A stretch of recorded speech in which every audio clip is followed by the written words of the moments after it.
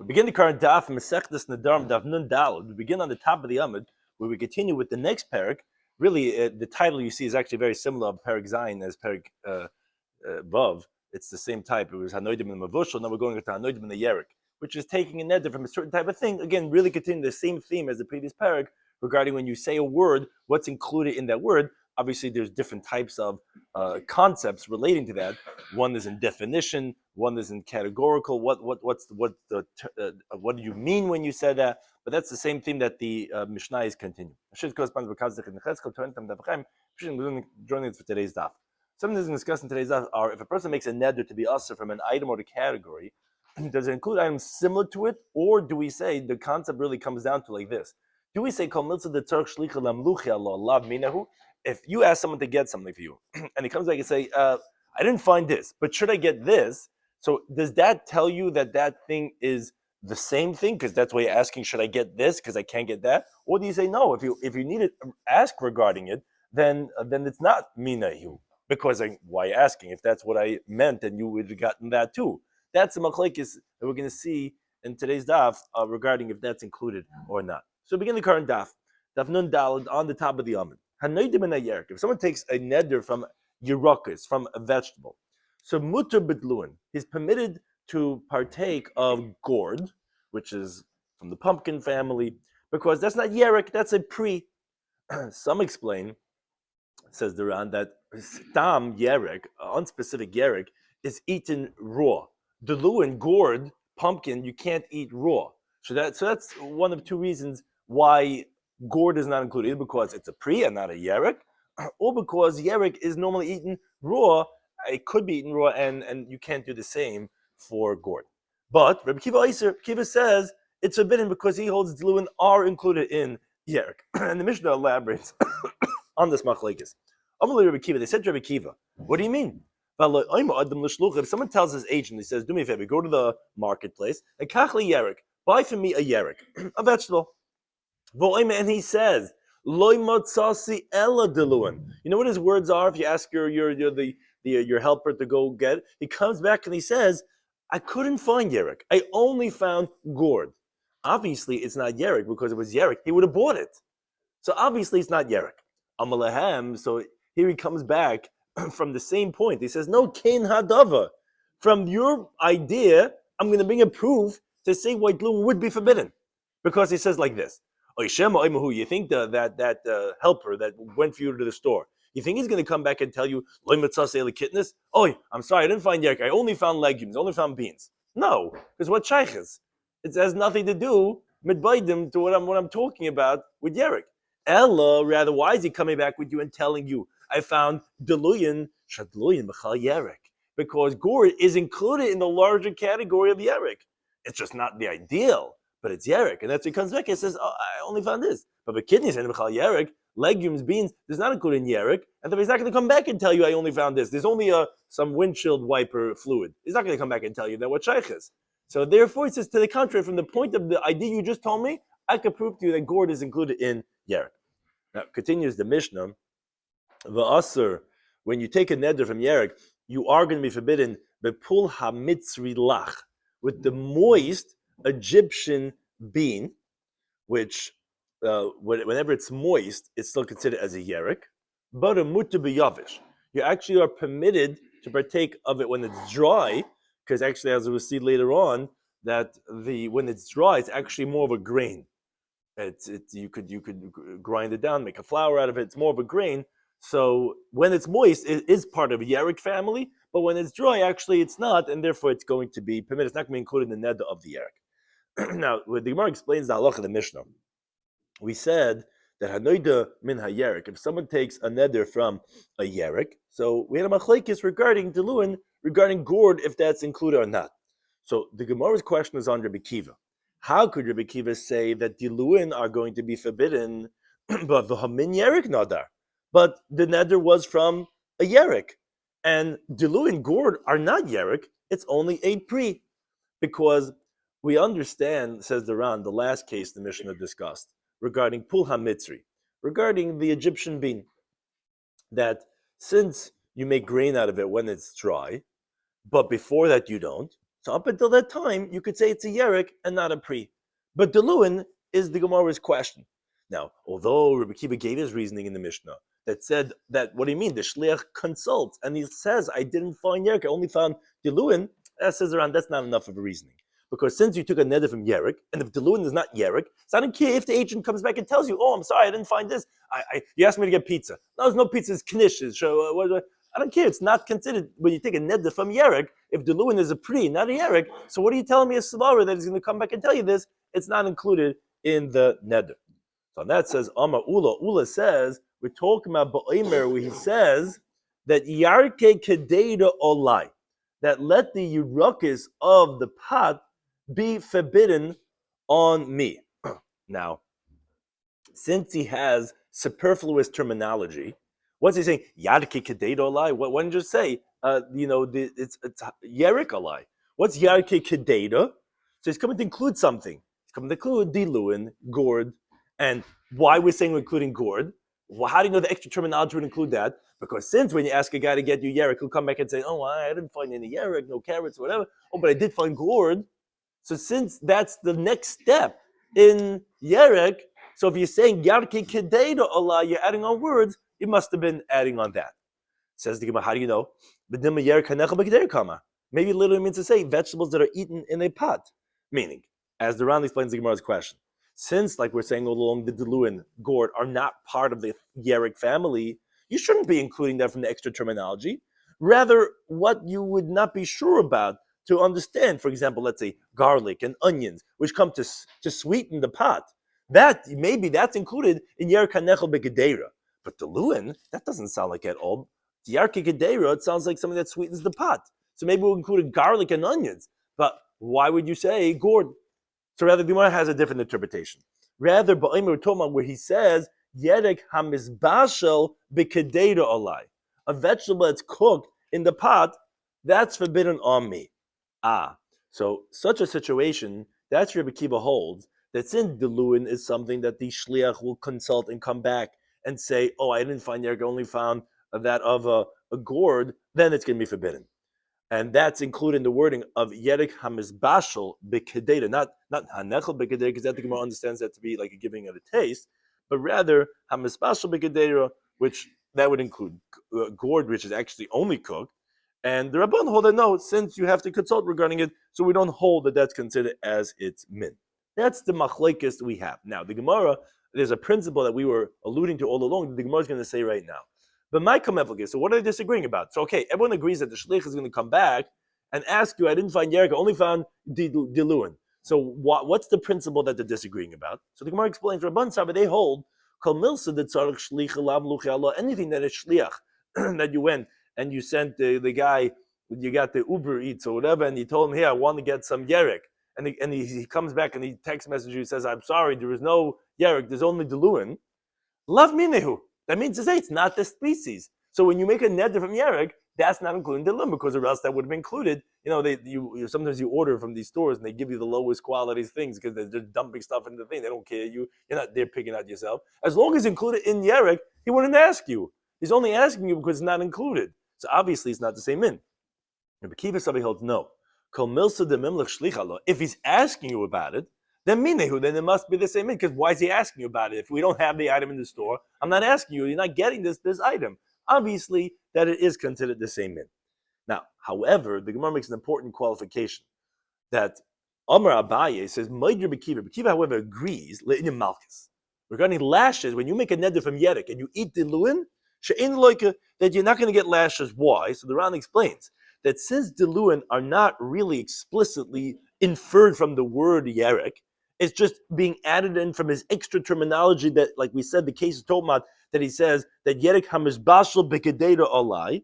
So although you're right that the shlich will ask you and make and confer with you to see if you want Diluin, that's not definitively prohibited. It's actually missuffix, says the Ran, and therefore you're not going to get malchus. Now, related to this idea of our Mishnah, so Tanan Hasam, the Gemara brings a Mishnah that we learned over there, Mishnah Mesechtes Me'il Daf Chaf Menalf. Mishnah says, Hashliach she'asa shlichusai, regarding an agent that does his agency. So the halacha is balabayis mal. The balabayis committed me'ila, which, as the Ram points out, as the Gemara tells us in Kedushin of Membeis Membeis, even though we generally hold in Shlich L'Dvar Aveira, what do you mean? If the agent did what he's supposed to, the Balabayis committed Me'ilah.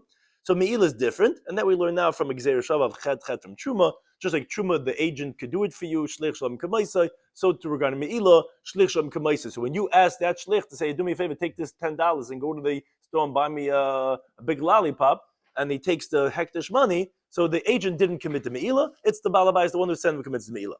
But what happens if lo yasa shlichusai? If he didn't do the agent, he didn't do exactly like you asked him, then shliach mol, then the shliach has done the Me'ilah because he's doing it obviously with his own intention because he didn't do what you asked him to do.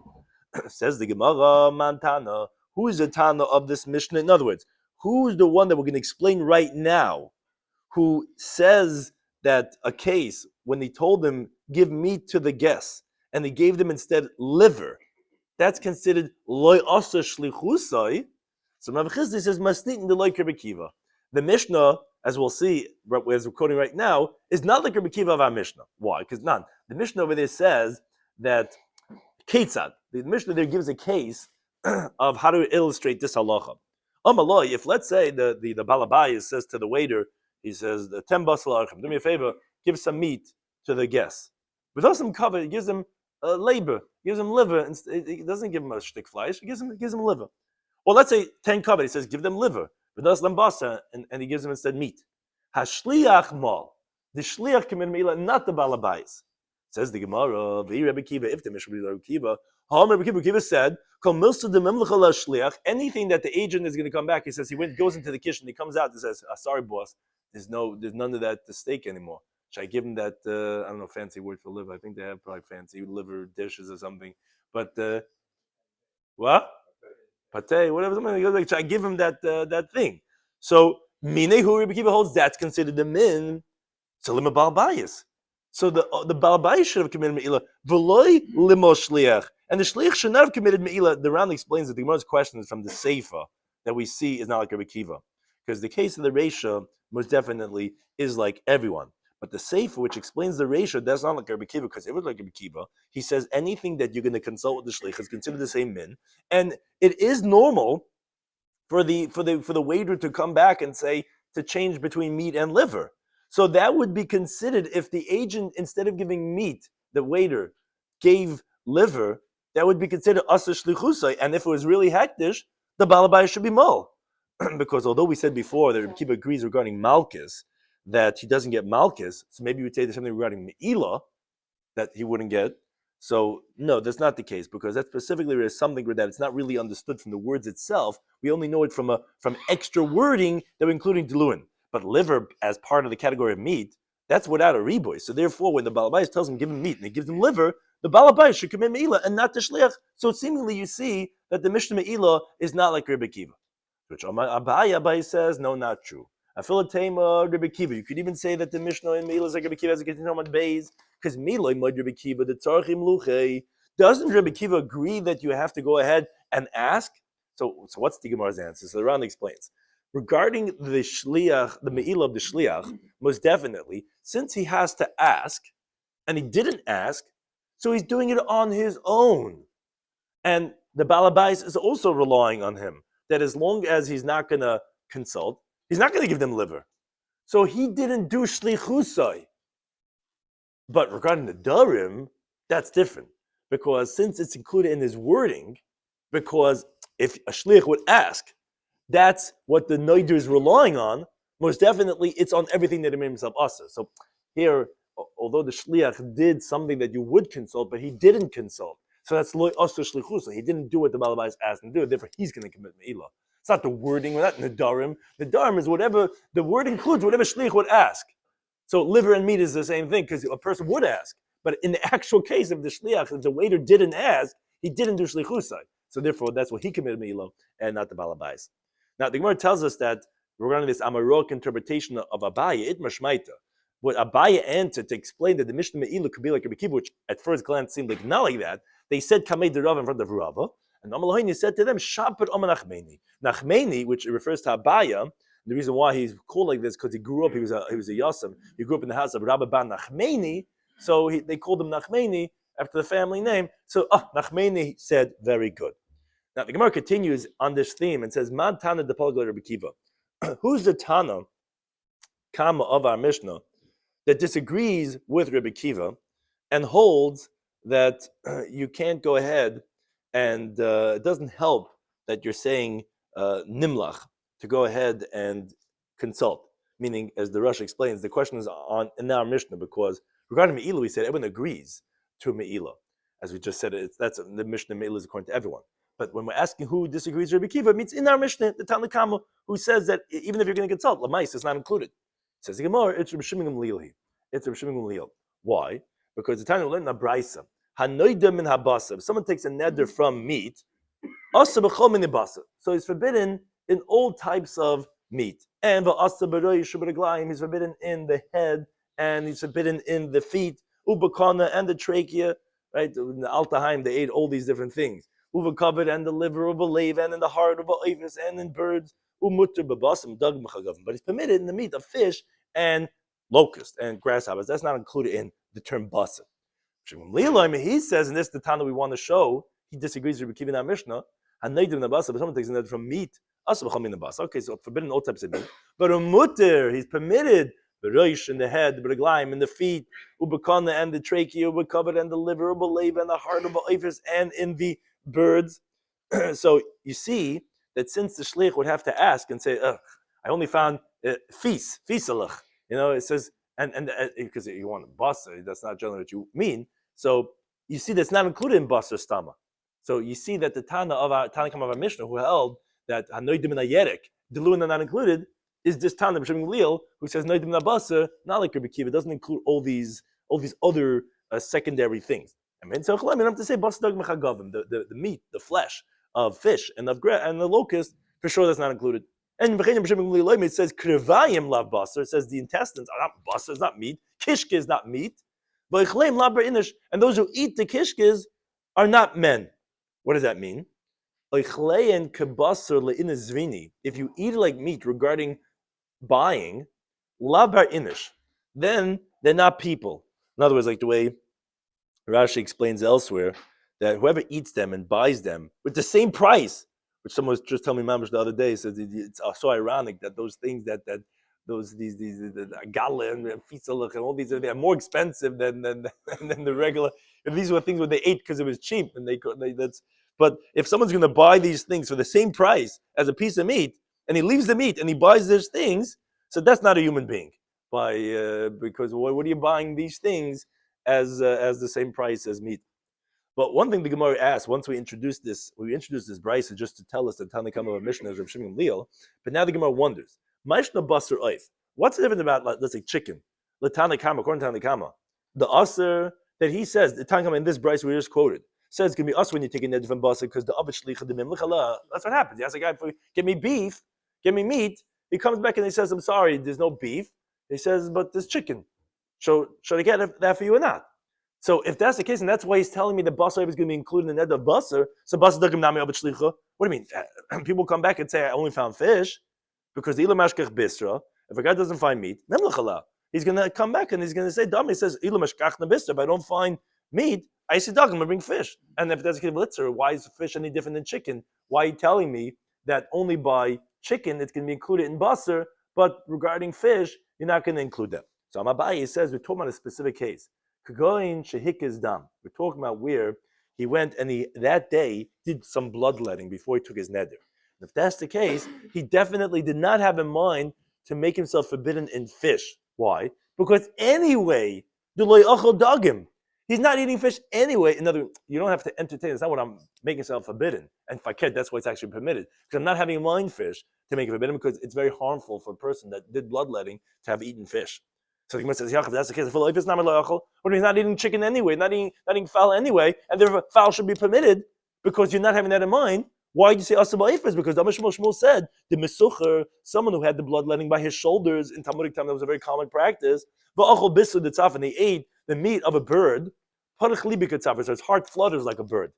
And so too we learn in the Brisa. We don't do bloodletting. Not when you're eating fish. Not when you're eating birds. Not when you're eating salted meat.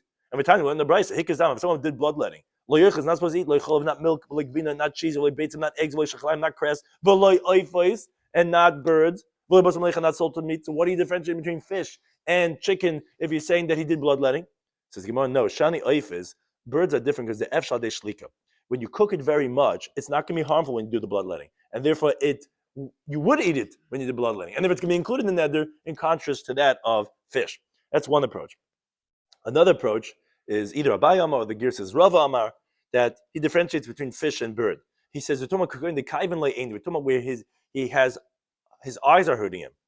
The dogim kashal, only fish are harmful for eyes. So it's not about the bloodletting; it's that his eyes are hurting, and if his eyes are hurting, he's for sure not going to eat fish anyway, and therefore that's not what his neder is including, because anyways he wasn't having in mind eating it, and therefore that's why fish are going to be permitted and chickens are going to be forbidden. So the Gemara says, if that's the case, to the contrary, achal dogim. If your eyes are hurting, then you eat fish. Because Amash Shmuel says a very interesting mnemonic. Nun samach ayin.